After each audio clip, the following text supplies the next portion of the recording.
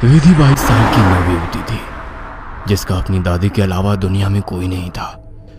अचानक एक दिन दादी की मौत हो गई।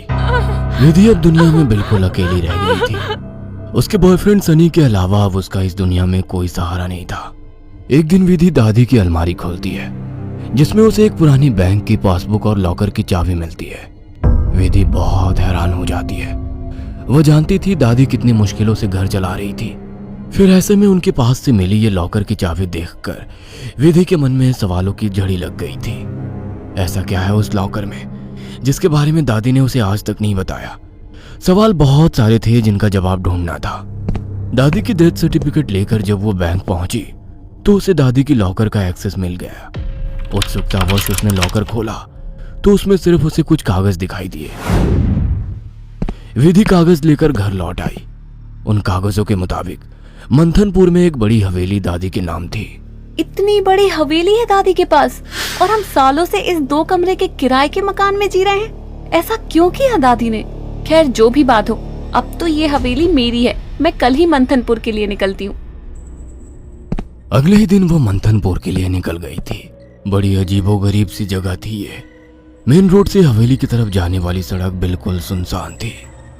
गाड़ी तो क्या, पैदल चलता हुआ भी कोई इंसान नहीं दिख रहा था। सड़क पर गहरा सन्नाटा पसरा हुआ था। सड़क के दोनों तरफ घने ऊंचे पेड़ लगे थे। इतने पेड़ पौधे होने पर भी वहां किसी भी पक्षी का कलरव नहीं था। कोई जानवर नहीं। धीरे धीरे अंधेरा हो रहा था। सड़क किनारे लगे घने पेड़ अब जंगल की तरह दिखाई पड़ रहे थे। सड़क पर फैली खामोशी अब विधि को डरा रही थी। कुछ ही देर में वो पैदल चलते हुए हवेली तक पहुंच गई थी। हवेली काफी पुरानी दिखाई पड़ रही थी। ऐसा लगता था कि सालों से वहां किसी ने पैर ही नहीं रखा। हवेली के 500 मीटर के दायरे में गिने चुने ही मकान थे और जो थे वो भी खाली पड़े हुए थे। विधि के मन में कुछ अजीब सी उथल पुथल मची हुई थी। मेन गेट खोलकर वो हवेली के अंदर पहुंच गई। अंदर का नजारा देखकर वो दंग रह गई थी। पूरी हवेली जगमगा रही थी। अंदर महंगे फर्नीचर और सजावटी सामान देखकर विधि का मुंह खोला का खोला रह गया था। अरे वाह, ये हवेली तो बहुत वेल मेंटेन्ड है। लगता है यहाँ जरूर कोई रहता है। हेलो, कोई है? कोई है यहाँ? विधि पूरी हवेली में घूमकर वहां रहने वाले व्यक्ति को ढूंढ रही थी। ढूंढते ढूंढते वो हवेली के अंदर आकर देखने लगती है। तभी एक बूढ़ी औरत ना जाने कहां से विधि के सामने आ जाती है। बूढ़ी के चेहरे पर गहरी झुर्रियां थी और कमर झुकी हुई थी। काला लबादा पहने, आधा मुंह पल्लू में छिपाए वो औरत बेहद डरावनी लग रही थी। आउच! डरा दिया आपने। क्यों आई हो यहाँ? लौट जाओ। मैं कहीं नहीं जाने वाली। ये मेरी हवेली है। बाय द वे, आप कौन? यहाँ कोई नहीं रह सकता। शैतान रहता है यहाँ। लौट जाओ। शैतान?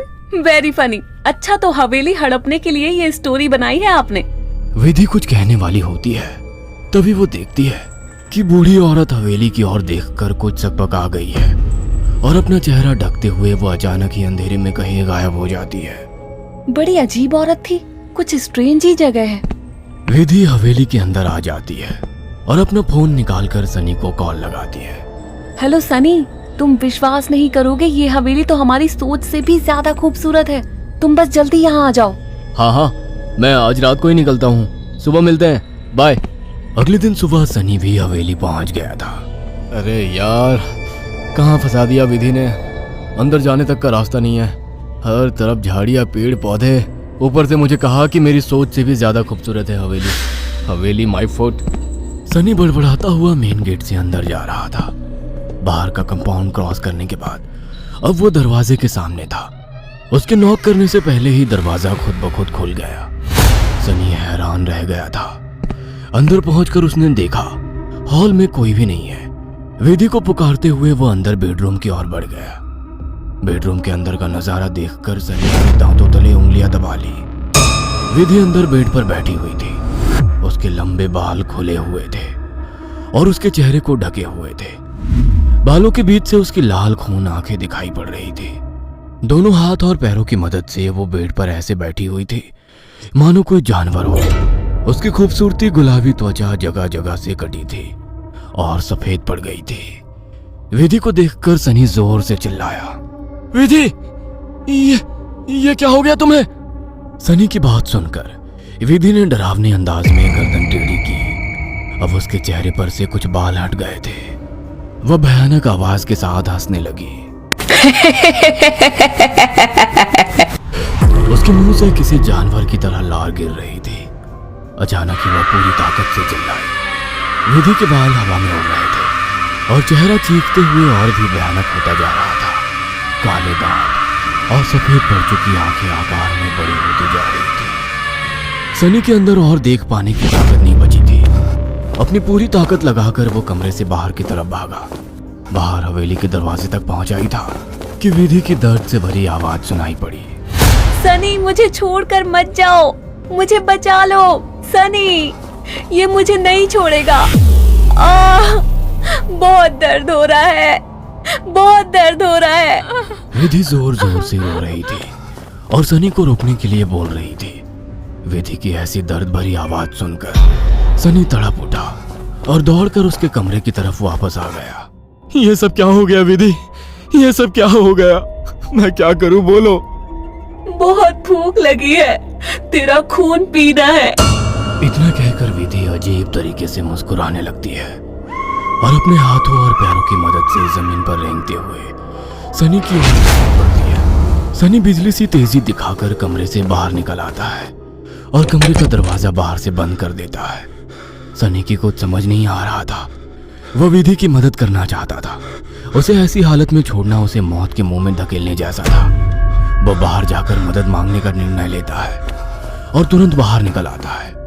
हवेली के अंदर दूर दूर तक केवल सन्नाटा छाया हुआ था। अंदर से रह रहकर विधि की दर्द भरी चीखें सुनाई दे रही थी।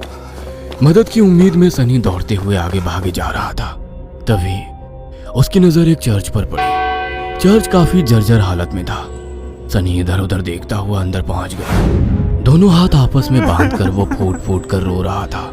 Please God help me, please. कहाँ जाऊं मैं? किससे मदद मांगू? प्लीज। कोई प्रॉब्लम है क्या? मुझे बता सकते हो? फादर की बात सुनकर सनी सारी बातें फादर को बता देता है। परेशान मत हो डियर, मैं तुम्हें हॉली वाटर दे रहा हूँ। जाकर अपनी गर्लफ्रेंड के ऊपर छिड़क देना। God bless.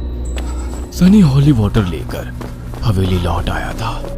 उसने विधि के रूम का दरवाजा खोला तो वो दीवारों पर चल रही थी।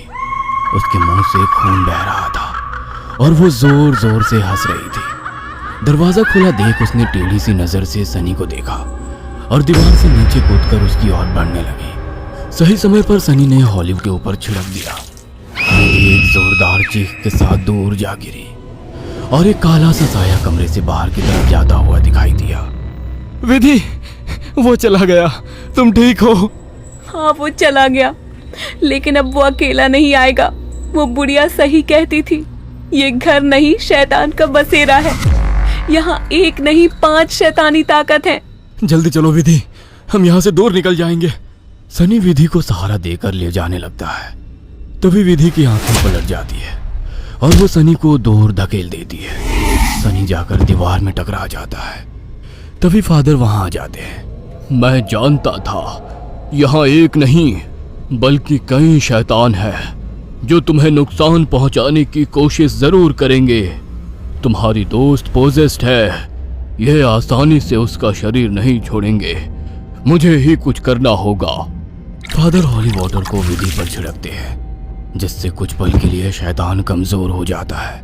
उसी समय वे दोनों उसे बेड से बांध देते हैं। उसके बाद फादर प्रेयर बोलने लगते हैं और वाटर की कुछ बूंदें उसके ऊपर गिराने लगते हैं। विधि पूरी ताकत लगाकर चीख रही थी। फिर कुछ देर बाद अचानक उसने चीखना बंद कर दिया। भयंकर सी आवाज में उसने कहा, ये मेरा शिकार है, तुझे क्या लगता है इसे बचा लेगा? इसके बाद विधि ने झटके से अपने दोनों हाथों पर बंधी रस्सी को खींचकर तोड़ दिया और अपने हाथों और पैरों को उल्टी दिशा में मोड़ने लगी। कट कट की आवाज के साथ उसकी हड्डियों के टूटने की आवाज आ रही थी। विधि की दिल को चीरती चीखों को सुनकर सनी की आंखों से भी आंसू बह रहे थे।